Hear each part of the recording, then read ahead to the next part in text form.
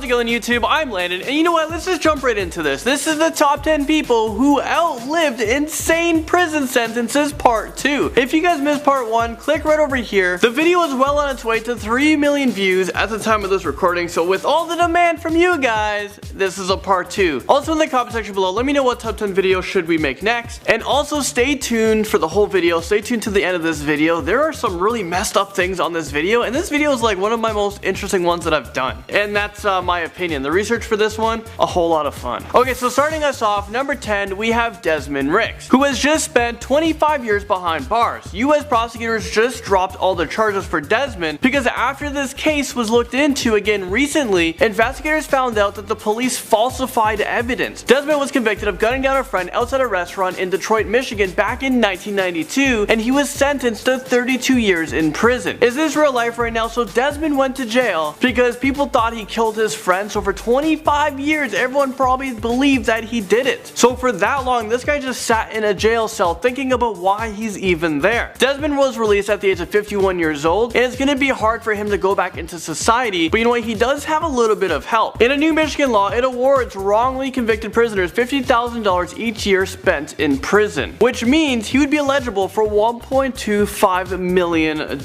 We have another innocent man at number 9, Keith Allen Harward. He was just released from prison after serving 33 years behind bars for a crime that he did not commit. He was wrongly convicted in 1982. Keith was convicted of murdering Jesse Perron and raping his wife in Virginia. Keith was released when he was 60 years old. The Innocence Project tweeted this out when he was released. After 33 years of wrongful conviction, hashtag Keith Howard is finally free. So this is a really sad part about this. Keith was able to outlive his prison sentence, but his parents were not able to, which means his parents passed away thinking that their son was a murderer, but he's innocent. Also, Keith was denied going to his parents' funeral, so now he wants someone to pay for this. What a sad, sad situation. Moving into number 8, we have Albert Woodfox, who served 43 years behind bars. Well, actually, Albert was America's longest standing solitary confinement prisoner. Albert had no view of the sky from his 6-foot by 9-foot concrete box, which is like way smaller than my bed, I think. And over that time, he has had no human contact. Anyone in this situation would go crazy. I would go crazy after just 1 hour. There are scientific studies that have shown that you can actually inflict severe psychological damage on an individual by putting them in solitary confinement for just a week. Albert's lawyer has been fighting this for decades. They have been saying that this is an extreme and cruel punishment. What do you guys think? If you murder someone, do you deserve to be in like a small cell for like 40 years, 50 years? Let me know your guys' thoughts in the comment section below. At number 7, we have Ricky Jackson, who served 40 years in prison. Ricky was convicted at the age of 18 years old for murder he did not commit. I mean, what is going on with this trend here? Why are all these people being sent to jail for a crime that they did not commit? Ricky was 58 years old when he was released, and that was just in 2015, so a couple years ago. There was a federal lawsuit against the city of Cleveland and the police officers who Ricky says helped frame him back in 1975. This wouldn't be the first case where police interfered with an investigation. We all know the Brendan Dassey case, you know, the kid from the Netflix original Making a Murderer. If you haven't watched that show, I honestly highly recommend it. It's really good. Ricky, when he was sentenced, he was actually given the death sentence, but later it was commuted to life in prison. This just makes you think on like how many innocent people there are out there who's been in prison for the last like decades. And nowadays we have all these technologies that can avoid the mix-up, but there must be still thousands of people, innocent people, locked away due to the lack of technology back in the day. Number 6, we have a Guinness World Record holder, and we're talking about Aiwa Hakamada, who is a Japanese former professional boxer who was sentenced to death in 1968 for a mass murder that became known as the Hakamada incident. In 2011, he was awarded the Guinness World Record for the world's longest held death row inmate. Definitely a record you don't want to try to go for. In 2014, after being on death row for 46 years, he was released. The trial came to a huge shock to the Japanese public, so apparently after 46 years, a district court found there was reason to believe evidence against him had been falsified. Is this real life right now? Do we have another innocent guy who was on death row serving almost 50 years for something that he didn't do? Alright, number 5, we have Betty Smithy, who served 49 years in prison. Betty walked into prison with a life sentence for murder, and at the age of around 70 years old, she was was walking out with a cane. Betty is America's longest serving female inmate. She was behind bars for the murder of a 15-month-old child by strangling the baby while she was babysitting. The court sentenced her to life without parole. After years went by, her sentence was lowered to just 48 years to life. Moving into number 4, we have Patrick Maloney, who just walked out of an Arizona prison after spending nearly 50 years in prison, and this is for killing his mother and his stepfather, and this is back in 1964. Patrick was released at the age of 65 years old, which means, if my calculations are right, he was 15 years old when he committed those horrible crimes. That is just something that doesn't sit well in my stomach. This is a teenager. For almost 50 years, Patrick has been fighting to be released from jail. He was first sentenced to life in prison, and then he had a death sentence, but then it was turned back again into a life sentence. Patrick started working with the attorney from Justice Project, and that was when he was granted hearings in a superior court. The US Supreme Court decided that having a life sentence without the possibility of parole for a juvenile murderer is just too cruel, and actually it's an unusual punishment under the 8th Amendment of the Constitution. I think if you murder someone, no matter what age you are, I think you should just be sentenced away and forgotten about.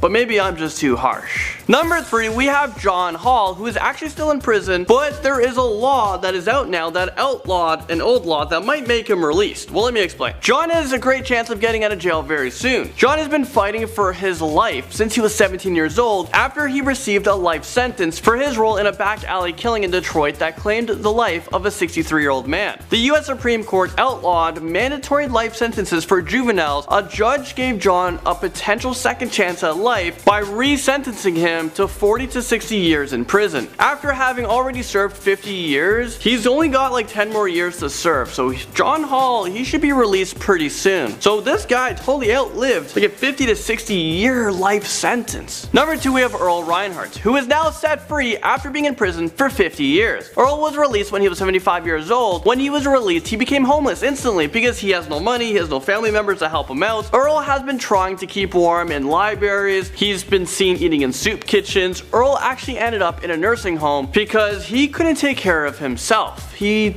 just got too old. There was not a lot of information on this guy because it just seems like society has just forgotten about him. And this seems to be a common trend for this next one. Finally, number 1, we have McCall Lelung from India, who served 54 years in an Indian jail. McCall was arrested at the age of 23 years old back in 1951 in his home village. McCall was booked under section 326 of the Indian Penal Code for causing grievous harm, which means he inflicted harm on someone, maybe like a stab wound or something. The charge normally results in a sentence of no more than 10 years imprisonment. Well, here's where this story gets crazy. The civil rights organization who investigated the case later found no substantial evidence to support the charge. Less than a year after his arrest, he was transferred to a psychiatric institute in Tezpur, India. Doctors there certified McCall as fully fit, but instead of being released, he was for some reason transferred to a jail where he was just forgotten about. So McCall was forgotten about for 54 years. So for 54 years, for no reason at all, he was just sentenced away. He just had, like, I don't really understand this one. It's really sad if you ask me. I don't get how something like this goes on for over 50 years. Well, there you guys have it. That was insane. There was a lot of research into this video, but I know you guys all love it. Let me know if I should do a part 3 in the comment section below. Put hashtag make part 3. That's it for this video, guys. I'll see you guys all in the next one.